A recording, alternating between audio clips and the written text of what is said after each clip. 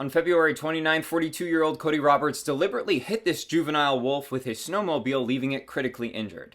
Afterwards, he decided to take the live injured animal home and wrap its mouth with red tape before putting on what appears to be a shock collar and then bringing the suffering animal to a local Wyoming bar to show it off as his prize. Images and videos surfaced of the injured animal lying in the corner of the bar for hours as bar patrons laughed and took photos of it, until Cody decided to take the wolf in back and end its misery.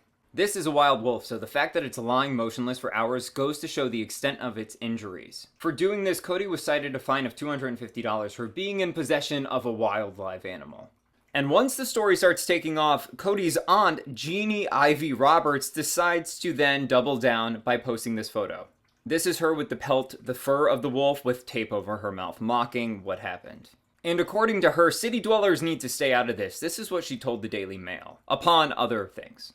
Jeanne Ivie-Roberts then ended her statement to the Daily Mail with, quote, "How exactly do you torture a wolf? Wolves are evil animals. They destroy our livelihoods." That sad excuse to justify what her 42-year-old nephew did really just speaks to the education level of both of these people. Since a species of an animal is not evil, the only evil people here are people like Cody and his aunt.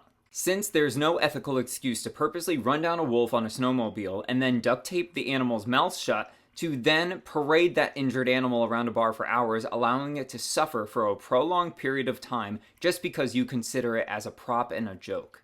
And really, that's the core of what this is about, cruelty and suffering.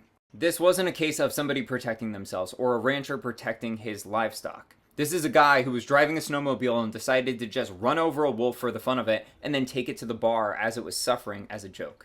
Cody Roberts needs to be held accountable for animal cruelty, because if he's willing to do this kind of stuff in front of a bar full of people because he thinks it's funny, I can only imagine what somebody like him does behind closed doors. Although, I'll tell you, I've always been a fan of an eye for an eye, and I'll leave it at that. Although I do encourage you to check out the petition on change.org that calls for harsher punishment against Cody Roberts.